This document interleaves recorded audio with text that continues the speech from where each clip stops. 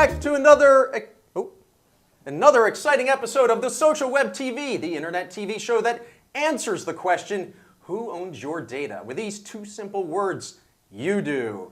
And look, we're back and we've got swivel chairs. This is like the biggest upgrade to the Social Web TV since our launch. Yeah. That's because of you out there. Our budget's going up.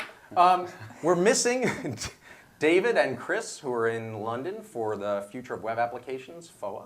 I hear from the Twitter sphere that David gave a great talk about the OpenStack and portable contacts and OpenID and how that's all been working. So cool to be able to keep in touch remotely on all that. But we also can welcome a special guest, Kalia, a.k.a. Identity Woman. It's great to be here. And it's a perfect timing because there's a lot going on this week that will make us want to get into some of the really cool things that Kalia works on in terms of grassroots, open, community-based processes for building these open specs. Yep.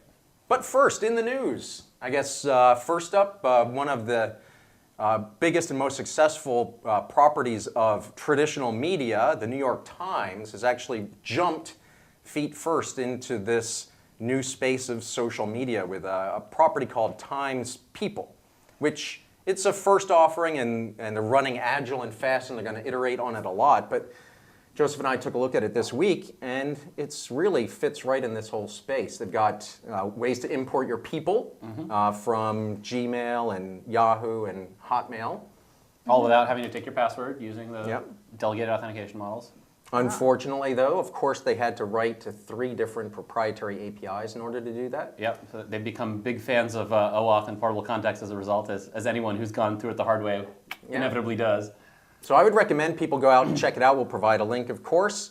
I think it's cool because you can begin to see how the social stuff really will change not just things going on in social networks, but will change your experience on the web itself, the web at large. Yeah, and it's great to see a paper as big as the Times really understand the value of letting their users, say what articles they're interested in, share them with their friends, get a kind of a social view of what people are recommending. And when we talked to Derek Gottfried over at Times People, he is completely aware of all the stuff that's going on with the OpenStack and very eager to run headfirst and checking out the stuff and seeing how it can integrate. So really exciting to see that get to that sort of mainstream level and obviously look forward to more exciting things there.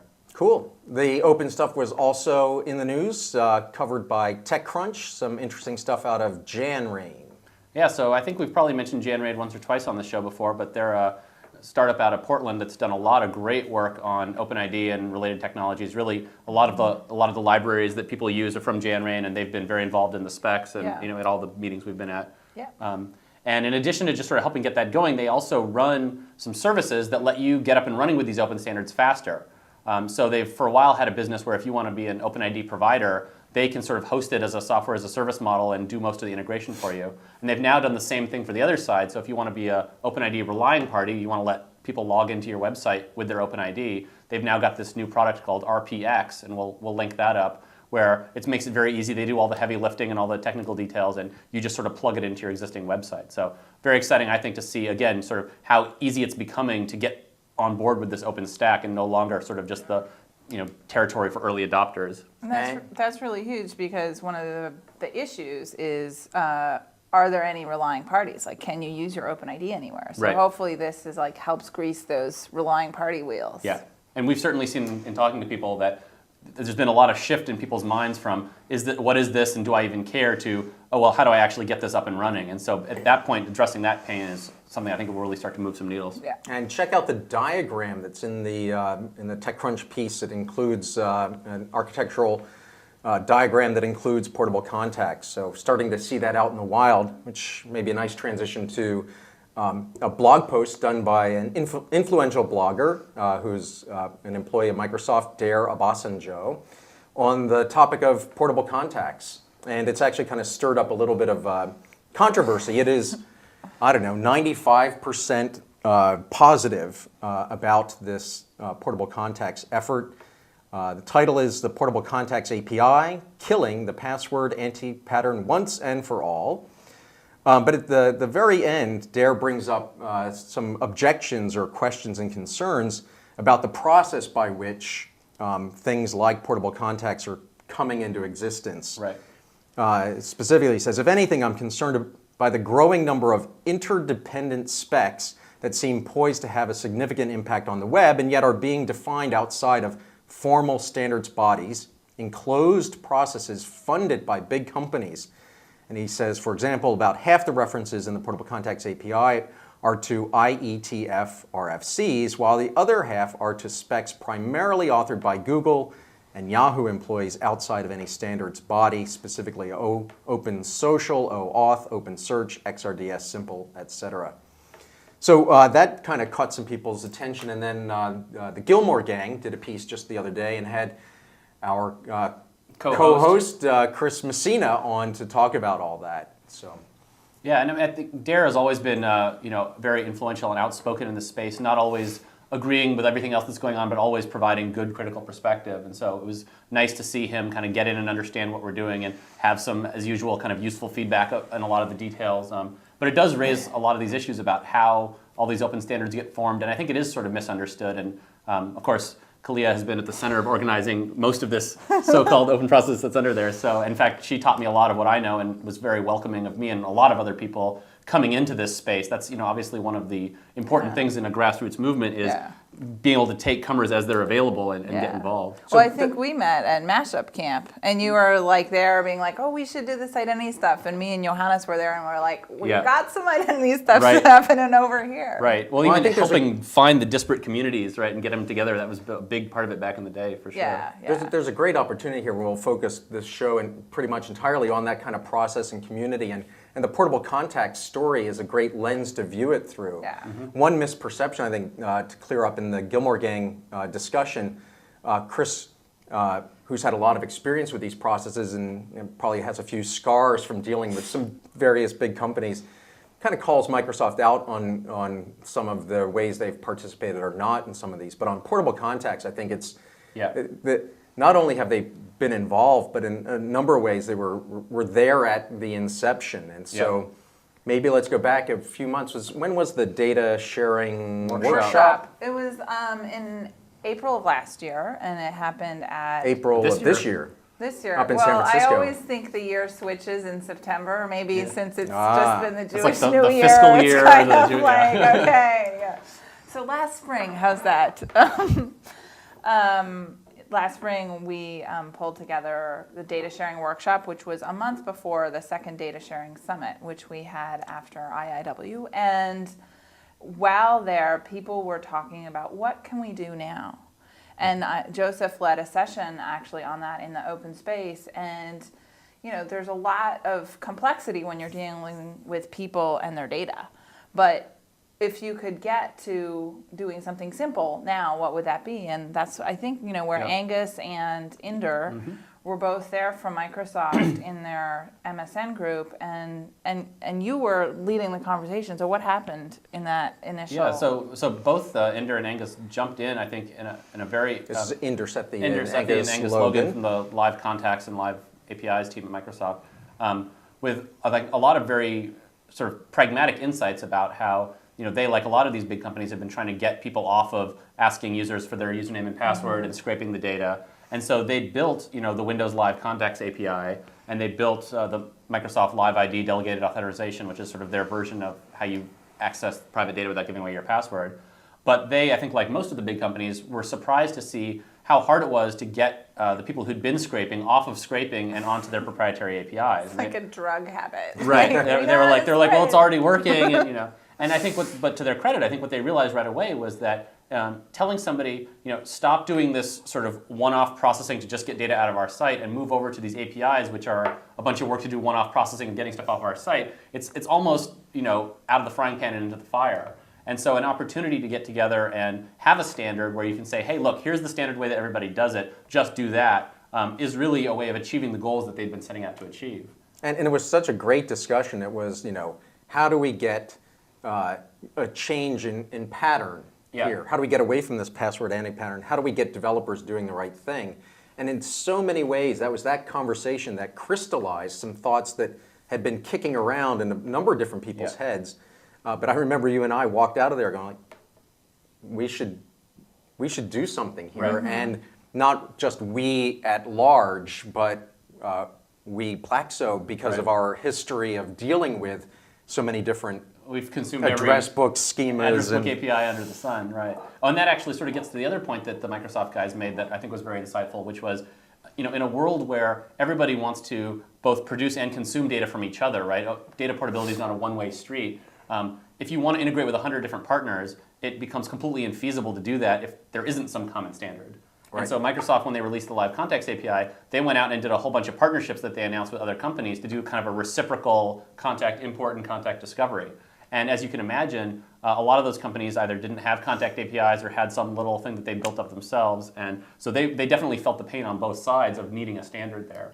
And I think it's to this community point of not only sort of recognizing architecturally the need, but when you find the right people who have the right motivation and can come together and build a relationship, that's where progress actually starts to happen. And so that human connection, which was only possible because this data sharing workshop was put together, right, and creating this open space, all of these things sort of materialized. And that's been the story of so many of these open building blocks. And so, Yeah. So let's talk about, most of our listeners probably haven't been to one of these events. They're not super large, trade show, convention kind of things. Give us a little flavor of what these are and what your role in them is. Well, actually, just what you just said brought up the first Internet Identity Workshop that I co-produced with Phil Winley and Doc Searles back in the fall of 2005.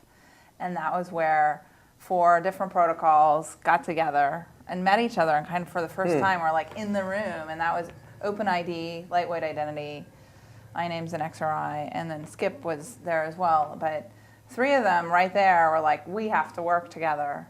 And the 4th one joined, and that's, that community brought together and prevented 4 different single sign-on things going into the market and competing with each other, which they all knew was death.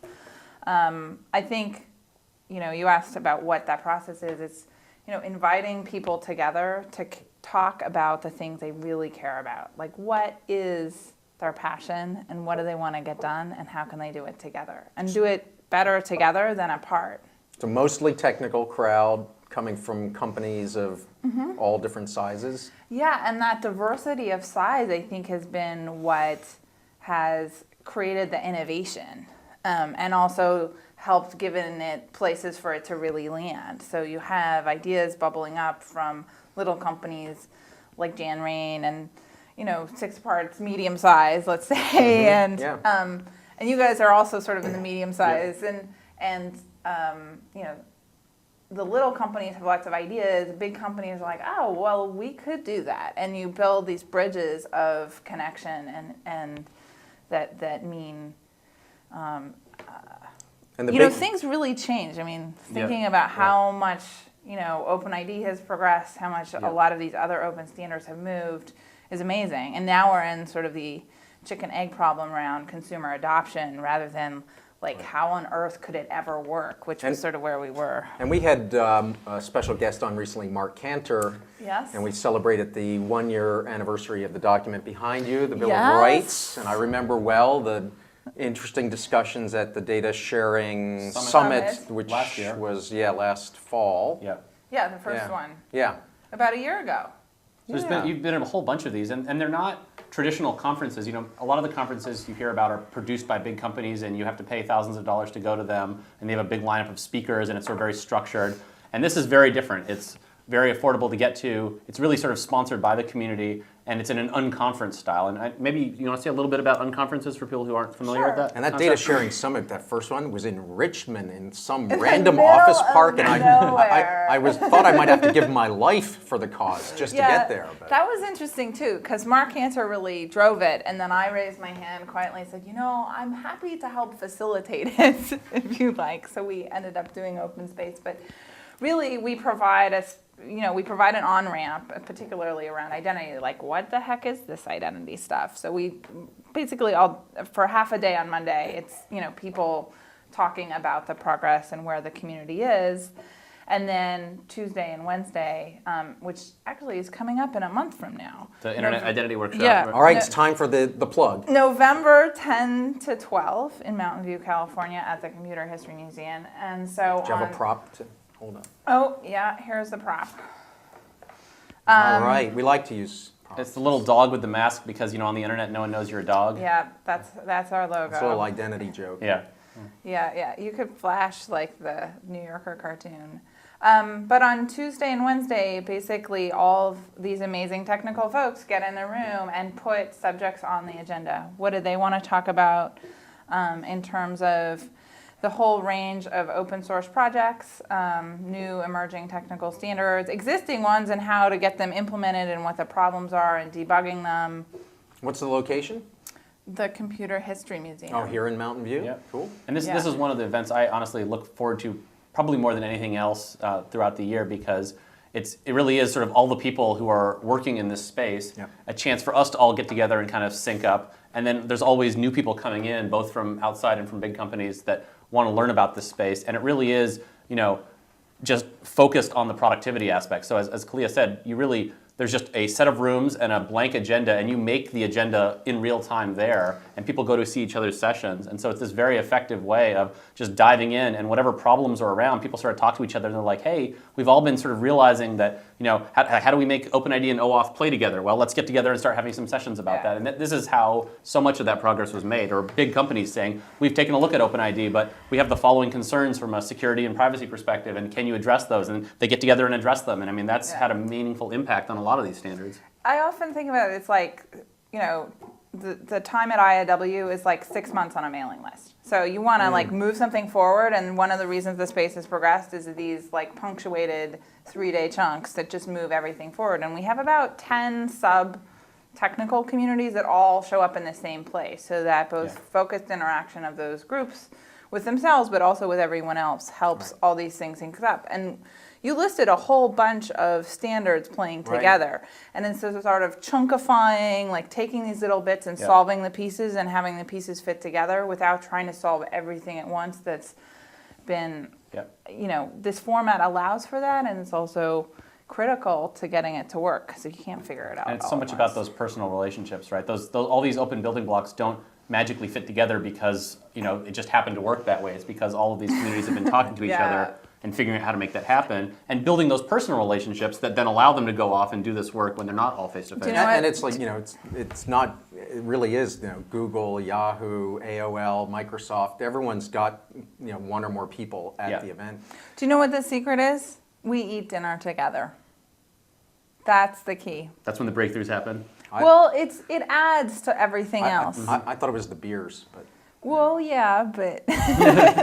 All right, we could obviously talk about this subject more, but we're out of time. No, there's one more thing. Yes. After IIW, we're having a special event called Kids Online, Balancing Safety and Fun, and it's an unconference specifically focused on the issues around kids showing up online, their identities, portability, authentication, all that stuff. So that's on November 13th, immediately following this. So We'll link those things up. And if you're watching this show and you care about this space, you really, really should go to the Internet Identity Workshop. I mean, you will learn a lot. It's an incredibly welcoming community. It's not at all intimidating. And everyone you've heard about and all these things you've worked about and you've got ideas, that's the place to go. So I hope to see you there. We'll certainly all be there. Cool. Well, Kalia, thanks so much for joining us. thank you for having me. And for you out there, please join us next week for another exciting episode of The Social Web TV.